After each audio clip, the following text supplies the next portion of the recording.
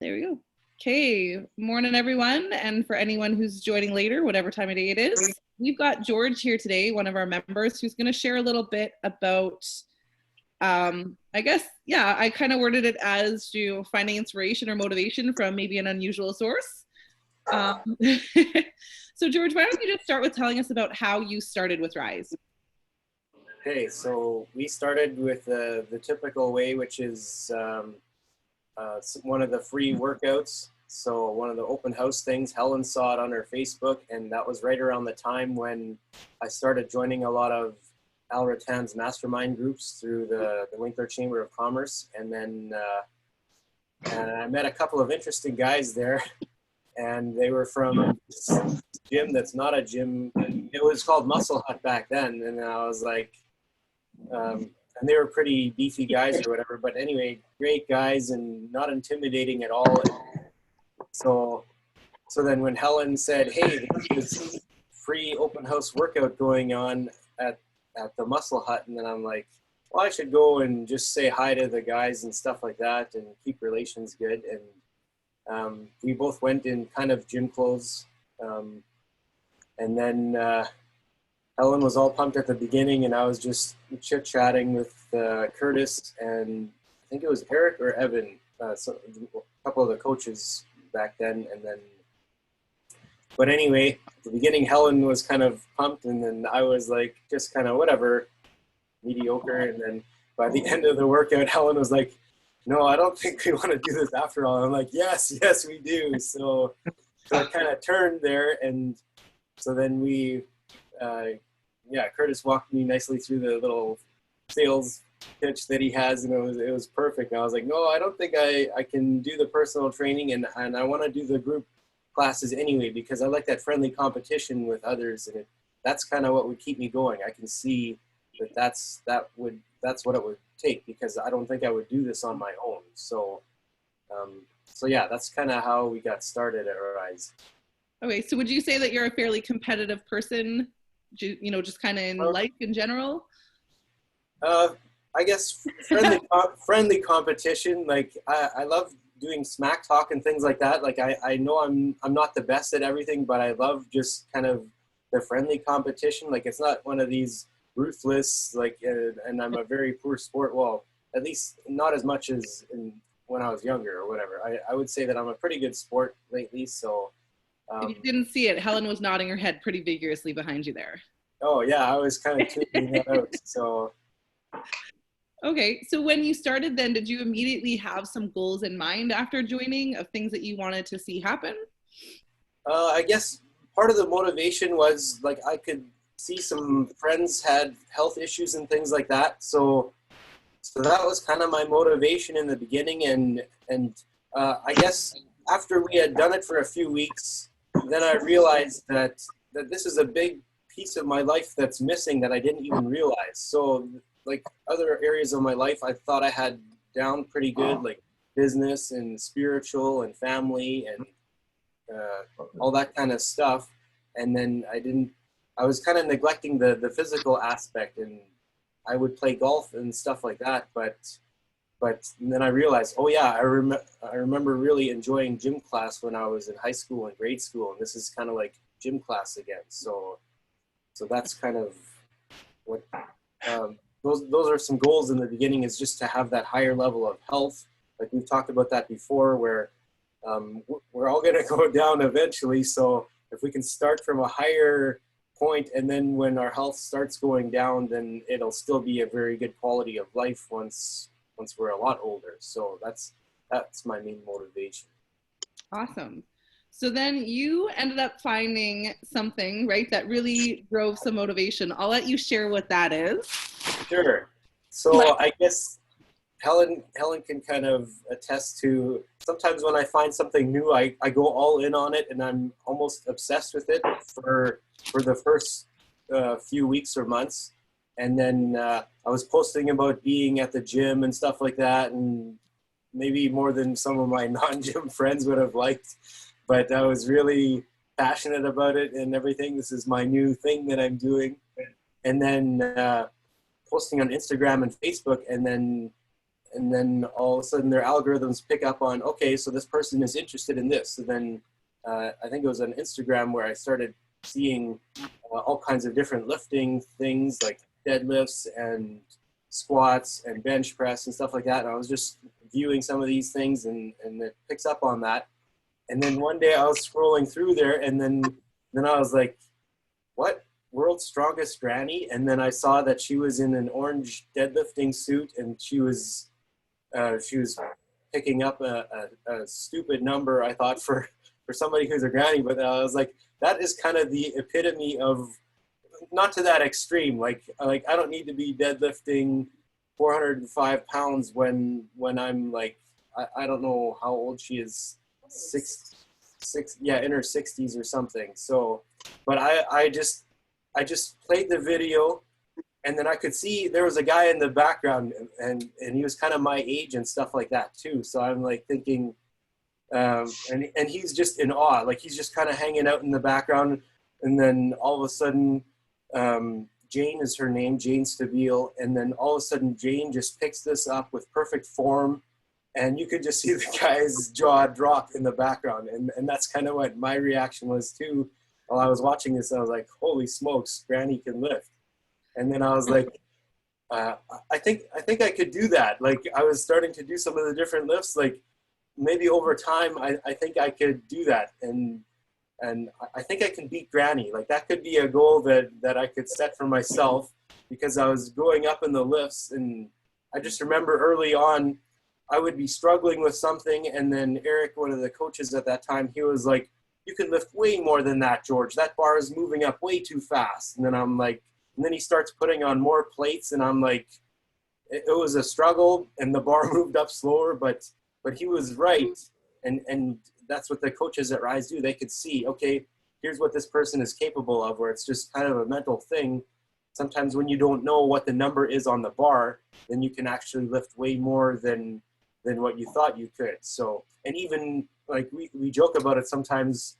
So, in the early mornings, my math is pretty bad. So I'll do some calculations, and I'll put on way too many plates, and then I'll do the first set, and I'm like, well, my pride won't allow me to take the weights off, or it's too much work to go and take the weights off. So I'll just struggle through lifting this, and then you can post a big number, and then you have a new PR, and you get to run over to the bell and ring the PR bell again. So yeah, it gets kind of addicting in a good way that way. So that's kind of how the whole Granny thing started.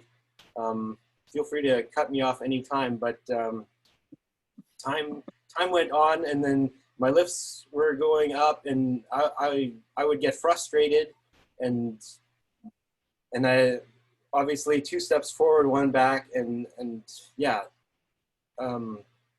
I just remember one time where I was, it was still in the old location, and I was trying to do the sumo deadlift stance, and I kind of like deadlifting because you don't feel like you're trapped under the bar. Like bench press, this thing could crush you, even though everything's always safe and the coaches are right there. Squats, same thing. You're kind of underneath this bar, and if I can't lift this, well, I guess I have to shrug it off or something like that. But deadlifting, it felt like, okay, this is so safe. If something happens, I can just drop it, and you don't even really need a spotter.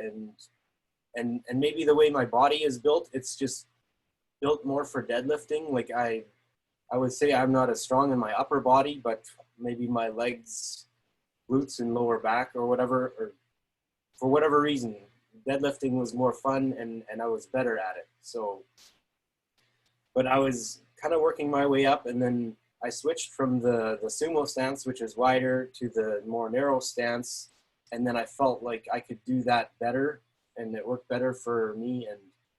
And so then I had one nice milestone that I hit. So the trap bar deadlift is where you're inside the bigger trap bar. It's a little bit heavier than the straight bar. And then I told the guys, I think it was on a Saturday. So there's something about Saturday mornings. And then there's some other guys were in the workout that morning. And then I said, I want to see if I can lift 4 plates on the trap bar. And then they helped me put the weights on, or it was kind of whatever. bit of a gong show trying to get the weights on, but whatever, we did it. And then I was able to do lifted just once, like doing the 1 rep max. So then that right away gave me an extra bit of fire to get after this goal again, because the trap bar is a little bit heavier. So I'm like, okay, so I deadlifted 415 on the trap bar already. So that would beat Granny's 405 on the straight bar, but that's not apples to apples. So then I was trying to do it on the straight bar, and Eric, the coach, was telling me, like, that's a whole other ball of wax when you do the straight bar. So, but anyway, then he was absolutely right. It took a long time to get up there. And I think I didn't get close in the old location, but when it was the new location, that's where Evan started working with me, and he found out about this silly goal that I had that was kind of funny and whatever. It was our little inside joke.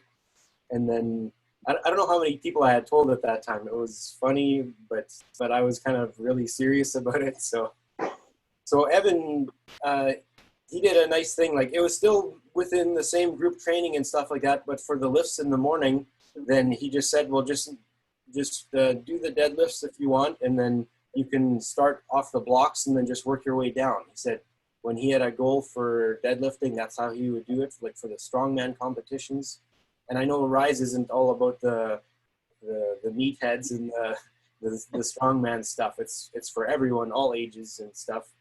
But this was some little side project that they accommodated for me, so I appreciate that. But so yeah, I was making progress there with working my way down from the blocks, always going to a lower height. And then still looking at my Instagram, all of a sudden I saw Granny lifted 415 with a straight bar, and I was like, oh no, now she set the bar even higher. So now I'm a little bit discouraged, to be honest, but it was kind of interesting. I was like, okay, so she hasn't peaked yet. And I was like, well, either Granny's gonna die soon, or she's gonna max out somewhere. So whatever. And I was like, okay, shoot. I was hoping to do like 405, 4 plates. So that's kind of a nice even number. So if you do 4 plates and then slapping on those little 2.5, so that would put me at 410. So I would have just barely beat Granny if she would have done 405. So now it's like 415. Okay, it's on now, Granny. So, but I was encouraging her. I have the video clip on my other screen here. Maybe I'll share it, but maybe not. But yeah, so that gave me that extra kick in the butt to really try to hit this goal. And then, so yeah, I did work my way down to the floor with the 405, and then it seemed like that last little bit took a lot longer, and it was over the course of another year, I think. So yeah, I guess part of the motivation is like, you're not going to always hit your goal right away. So I know in goal setting, you're supposed to kind of have kind of a deadline by when you want to hit this. And I think I set a goal to hit that lift a year from when I first set it. And I don't think, yeah, I didn't hit it at that 1 year, but I was like, okay, I don't care how long this takes. I'm going to do this. And I was telling myself, I'm not a power lifter. Like, I'm a business owner who's doing this just to keep in shape and stuff like that. And I'm not going with like a strict weightlifting diet. I'm going with Rise's group training and stuff like that. I'm not doing like some kind of a dedicated personal training or whatever to hit this goal. So it's okay that I didn't hit it at 1 year, but I'm still going to work towards this. So yeah, it's ironic. I almost hit it a couple of times, and there's one video that I posted where it literally slipped through my fingers. So I had 425 on the bar, and it's always working your way up. So it's like not just going there cold. So part of it is doing like a few reps with 1 plate, and then a few less with 2 plates, and so on. And then you do 1 and 1 and whatever. So it's not just going in there cold for people watching this who aren't like heavy lifters or whatever. But but yeah, so one time I didn't chalk up, so it's good to have chalk on your hands, and then it slipped through my fingers, and I see Nick, he's just walking up to me, and he knows how long I've been working towards this. So Nick is another coach at Rise, and he's just looking at me smiling, and I'm just smiling at him. I wasn't even upset. There's other times when I honestly got very upset and very frustrated and like, I'm never going to hit this. And that's part of working your way through it or whatever. So, um, so to make a long story short, it's ironic that Rise had their Christmas party or Christmas mingler, and then everybody's just kind of eating and drinking and being merry and stuff like that. And yeah, I had a little bit of fermented grape juice, and and whatever. I was feeling pretty upbeat is how I'll put it. And then Curtis was sitting at the table chatting with me, and Eric was there too, and Helen was with me, and then I said, "Come on, Curtis, we should go over there and lift some weights. Like we'll be safe about it and everything, but we never lift together. You're doing your workouts like super early in the morning, and I'm usually a little bit later in the morning." And then he was smiling and humoring me, and he could see that I was a little bit tipsy or whatever, and he was like, "No, this guy, whatever." He was being good about it. And then Eric was seeing how I was persisting, and then he was like, "I'll lift some weights with you, George." And then I was like, "Okay, yeah, let's go." So I figured, okay, I didn't get Curtis, but I got one person to drag over there. And then so me and Eric started walking over to the weights, and it was kind of dark. Like the mood was set for, I think there was going to be a slideshow and some presentations later on and stuff like that. So it was kind of dark in the gym. And then me and Eric started walking over there. And then I found out about this later. So Evan saw the two of us walking that way towards the weights. And then he kind of hustled over to Curtis. He's like, "What's going on? What are those guys doing?" And then Curtis said, "I think George is going to try to deadlift 425 cold." And he's like, "Gotcha." So then Evan made a beeline over there towards us, and then he says to me, "You guys are gonna like warm up properly and everything, and like work your way up like the way we normally do, right?" And then we're like, "Oh yeah, of course." So actually, we, in my mind, we probably wouldn't have, or I probably wouldn't have. So it's I'm very grateful to Evan. He was coaching me even on that day, and Helen came there and she was sitting right in front of me. Maybe that was the extra motivation I had, but I need to add in there that, so we were at the mingler, not in gym clothes, no belts. So Carrie, you were a big part of this story too, because you would always let me use your belt for weightlifting, and that just helps you as well, because you can kind of flex and push your gut into the belt, and that helps too. So this time in dress shoes and dress pants and a nice shirt, and then we're over there at the barbells. Helen was sitting right in front of me, encouraging me, and then we were going through our reps and working our way up. And then I was like, "This is feeling kind of easy." And then me and Eric were taking turns jumping in, and obviously he can lift a lot more than I can.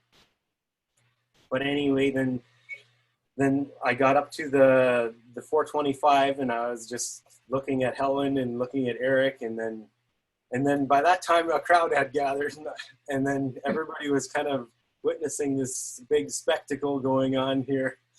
And then I went down to pick it up the same way I had for the past year and a half, I think. And then for whatever reason, it just came up that day, and it didn't feel easy. Obviously, it's always a challenge, but it was just so rewarding, and just that sense of satisfaction, just holding that bar there, and then putting it down on the ground, and it kind of clanging down, and I think I went over to the PR bell and rang it again because you got to do it. So yeah, that was the long road to that 425 deadlift, and I gave a shout out to Jane, World's Strongest Granny, and I said, I've been working at this for a year and a half, and you were my motivation, and I'm very grateful for that. And I thanked all the coaches.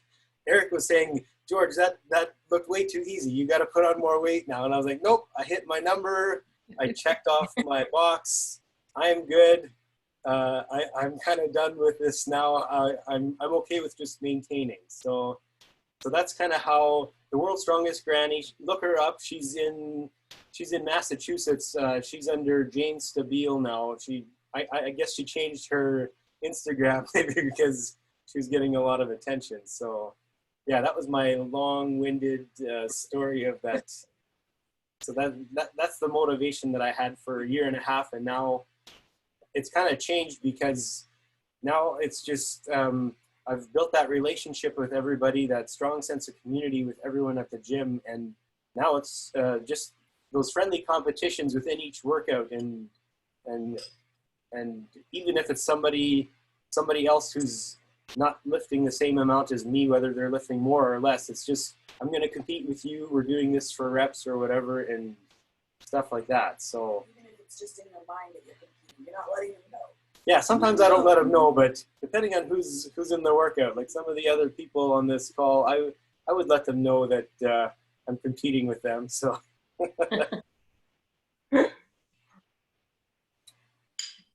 Awesome, George. Well, thanks for sharing. Does anyone have any questions? We can open it up too, right? Don't hesitate to ask anything if you have. George, I was just wondering, what was the weight that you were doing when you started your goal? Like, I think you said that you did a one lift, like a single lift. Mm-hmm. You didn't say what the weight was that you were started at. Well, I guess it's just starting up, like, I forget how low everyone starts. Well, obviously just with one plate. So 2 plates, this is the bar, George. No, I was just wondering, like, when you set that goal, did you do like a starting point?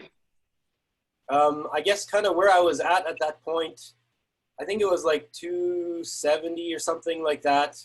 I tried to do 3 plates because 3 plates would put me at 315 total, I think. Somebody can correct me on the math.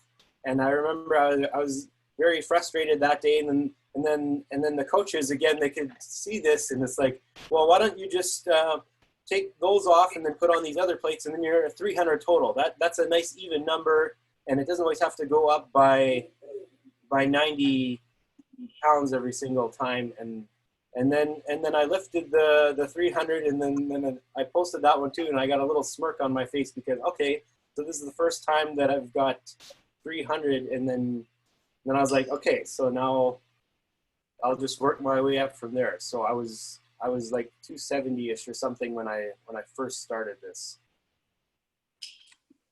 Okay, 270. You gonna try it? Well, I forget what I was lifting before the gym closed down. I thought, well, I remembered you saying that 270 number, and I thought that was what your end goal was. And I think I did lift that, and I thought, well, that's not that hard. What's George talking about? Yeah, so. But it wasn't the 425 that you did. Yeah, so that was the 1 rep max, the 425. So for reps, I think it was even a few months ago. It may have been a bad math situation again, and then I had hit a new PR for 3 sets of 5, which is like on our power days or whatever. I don't remember what the number was, but I think it was like 315 for 3 sets of 5. And then I was like doing the math on one of these lift calculators, and I was like, oh, I would be close to my 1 rep max again. So, but no, I kind of put that thought out of my mind. I was like, no, I'm in there. I'm good. I don't need to go back again. So do you have any new goals now, George? I guess so. I don't know how to put my finger on it. It is to just maintain and to keep that higher level of health or whatever. So It's been a little more challenging with the home workouts and stuff like that, but yeah, I just want to, as I'm aging, like I'm gonna turn 40 this year, which is I would say I'm still relatively young. So, but I wanna be able to keep all of my numbers where they are, and as I keep doing this, like I've told Curtis many times that I'm a lifetime member. So now it's on camera here, and there are many witnesses and stuff like that. So now I definitely gotta hold me to it. And that's part of the strategy too for hitting those goals. Like sometimes I'm a little bit of a loudmouth, and then I'll kind of, I like doing the banter and playing it up and stuff like that. And then it's like, oh shoot, now I got to deliver on this. So that's kind of how I kind of trick myself into hitting those goals. So yeah, I guess it would be maintaining the numbers as I do this the next 10, 20, 30 years or whatever. So so I guess wherever those numbers are. Awesome. George, did you have any injuries during your goal as you were working towards it? Great question. Yeah, I was a little bit too ambitious in the beginning. I wanted to ramp up too quickly. So that's a great tip for anybody new to lifting. Don't rush it. And I didn't realize that, yeah, it would take longer than a year, which is fine. But I guess it's not major injuries. Like the coaches, again, they always were looking out for me. But the first time I attempted the three plates, which would have been like 315, I was still doing the sumo stance, which for whatever reason works great for Granny. It doesn't work as good for me. That's when I can even see it in the video. My right knee was trembling a little bit. So it's not, I didn't do anything major, but I just realized that I was a little bit more sensitive. So I had to be a little more careful with that knee. And there the coaches jumped in again. And then they said, well, if you use these knee sleeves, that gives you a little bit of extra support and keeps the joint warm and stuff like that. Great for like winter time and stuff too. So that would have been one thing. I do have a shoulder injury that keeps coming back now and then, but I don't think it's related to the deadlifting, but I guess one of the things that we're kind of doing that stir the pot, cool down exercise, and then there, one of the comments, one of the coaches said is like sometimes even when you're deadlifting, like you're not doing it properly, then that's a lot of weight and it could kind of pull your shoulders out a little bit. So as long as you're building up and doing it properly and stuff, it's not an issue. So I don't think that's related to it. So I guess.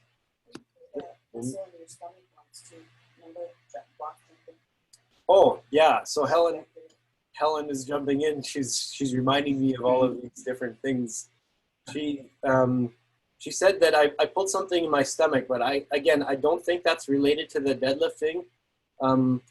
I remember, yeah, one time I was doing a box jump and I pulled something in my abs or whatever. Maybe when I was doing lots of core work or whatever, and then again trying to be a little bit over ambitious, and then that was like within the first 6 months or so of joining the gym, and actually that's never been back since. So I think my core has strengthened enough. The shoulder is a different issue or whatever, but the knee, I haven't noticed it in a long time either. So now, again, Stephen was giving me great tips. So he said it would kind of come back with squats, not with deadlifts. So Stephen was saying, well, you just got to push your knees out more and do more of these bands, like the mini bands around your knees. And when you're doing the squats, kind of really focus on pushing your knees out. So yeah, there was one, and then it got addressed very nicely by the coaches. So thanks, Chris.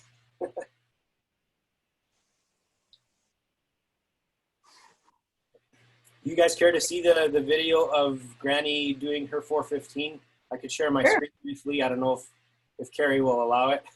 Yeah, I gotta just figure out how to do that. I can share it. I'm quite comfortable with Zoom, so I should be able to share it here as long as your permissions allow. Yeah, looks like it'll allow it. So okay, there we go. So, can you guys see my screen? So this is yep. Should see Instagram granny lifting here. So this is when she hit her 415. I think she was in a competition. Oh, she's working her way to. So yeah, you can see she's doing the sumo.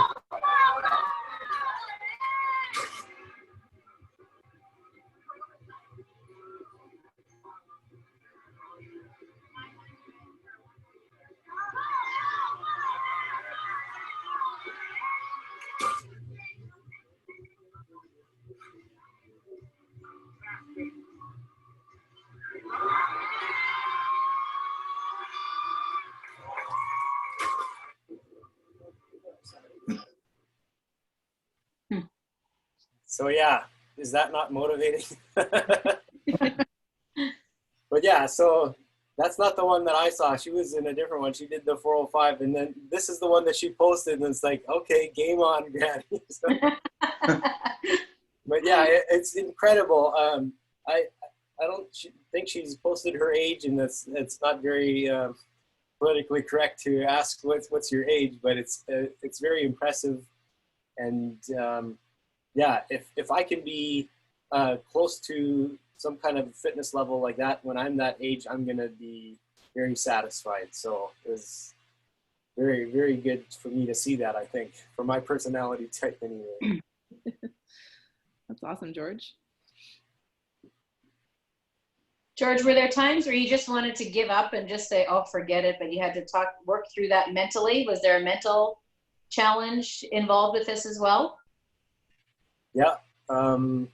I remember one Saturday morning, so it always seemed to be like a certain group of people, and they kind of knew I was working my way up to this.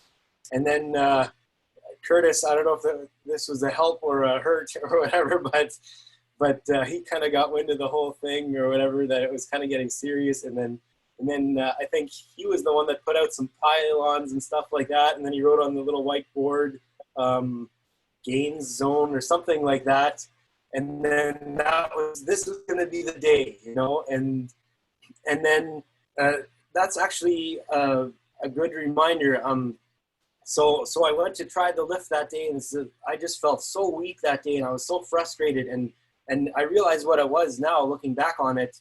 I would get so psyched up the night before, and I'm, okay, today's going to be the day. Today I'm going to do this, or tomorrow rather. And then I would be so wired up going to bed that I wouldn't be able to fall asleep right away and stuff like that. And then I would have a rough night and just kind of thinking about this, and finally drift off, and then drag myself out of bed and try to get fired up and drink my pre-workout and the whole dog and pony show and everything. And then Curtis puts these pylons out. So now it's like, okay, now it's time to perform or whatever. And then that was probably the peak of my frustration.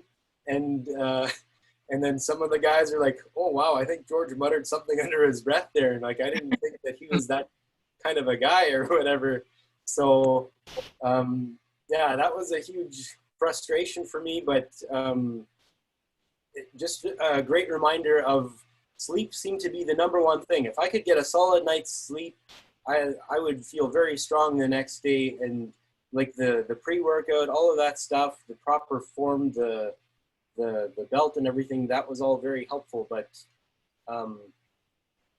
that was the biggest frustration was on that day, and I have it well documented here. So it did affect me mentally, and I overcame it obviously, but yeah, it weighs on you.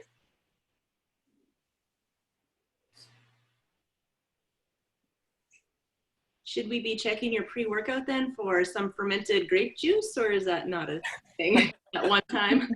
I think, ironically or coincidentally, the grape flavored pre-workout actually worked the best.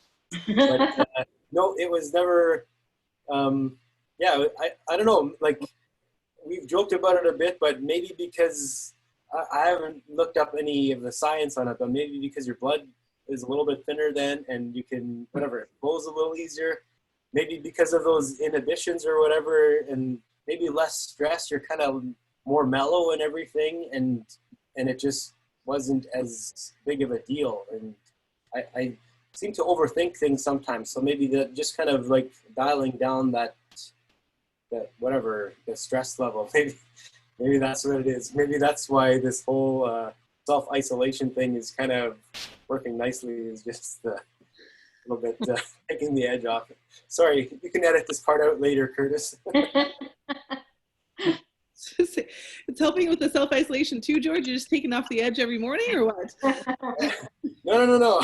You can So drink at the end of the day, here. so I'll do my 7 p.m. workouts, and I switch to the evening workouts and things like that, and it's just a nice way to chill out. Like, yeah, some of the ladies can relate. Like they like having their glass of wine at the end of the day and stuff like that. So whatever.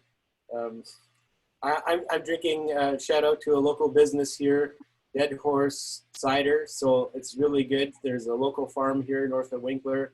Very good stuff. Highly recommended, and it's only 5%. So relax, everyone.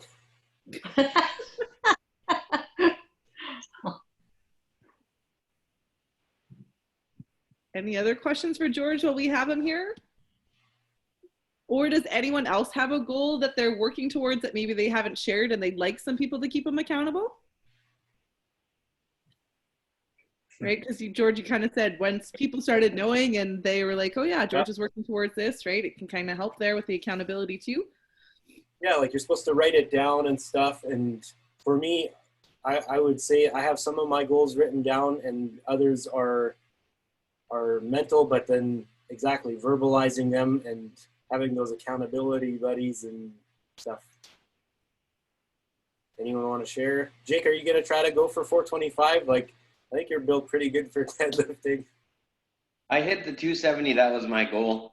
That's what I beat. That's the thing about goals though, Jake. You can always reassess and set new ones. I don't know. I hit the goal. I was very satisfied with that. So. I can't lift anything here at home now. I'm gonna have to get some bars and stuff and start working on it here. Hey, Jake, I'm sure Dad could do it. Yeah. That's one thing that is different with the gym. There was with the lifting, it was very well. I guess you always did top and then legs, right? So with the workouts now, I guess the legs aren't nearly getting as much work, or I don't feel it. I don't know. I would say that my legs, they feel like jelly sometimes walking up the stairs. Like we always work out in our basement. I see you guys are always in your garage, and some of the workouts lately, like I'm impressed with how the coaches have modified everything, and there's always a body weight option, and yeah, I would say, yeah, I guess the intensity isn't as high because yeah, I guess not as much space, or everyone has different equipment and different everything, so it's a little bit tougher for the coaches. So I can definitely understand and sympathize that it can't be on the level that it was in the gym, and looking forward to getting back there. Glad to see that you changed the batteries in your clock, Carrie. So oh, there's trust now that it actually works. Yeah, we'll see on the next workout that I'm on with you. Lucky you can't see our clock because it's not working yet either. So battery. Still waiting for a battery, Carrie. Oh, sorry. Just a disclaimer, our clock in our rec room downstairs it needs a battery too. That's why I was looking at Carrie's clock. Oh, so that's what it is, George. He needs a battery too. Thanks, Helen. The silence. See, but now I stand in front of it and all I hear the whole hour or the whole class is click, click, click. Okay, yeah, I understand. That's okay. I usually just tune it out. Well, thanks very much for sharing, George. It was great to hear a little bit about the inspiration there for you to get to that 425. Yeah, there's still time if anyone has any questions, or if you had anything else you wanted to touch on, George, absolutely. But yeah, thanks for sharing. Yeah, you're welcome. I always appreciate it. I am a lifelong member, so that's, again, I'm saying it verbally out loud. So if I ever talk about quitting, you guys just rope me right back in, okay? Yep. That's what you said too, but then I just became a coach. Right on. I don't think I would be a good coach, but I would. But yeah, I'll definitely be a member very long term. That's awesome. Thank you. Thanks for everything you guys have done. I appreciate it. All the coaches have been so supportive and throughout the whole thing. So really appreciate it. Really appreciate what you guys are doing now during the whole isolation period, and really looking forward to getting back to being in the workouts with you guys physically. Absolutely. And we're looking forward to that too. Hopefully that comes sooner than later. Mm-hmm. Hey, well, thanks everyone else for joining as well. Have a great weekend and we'll see you next week. Thanks, George. Have a good weekend. Bye.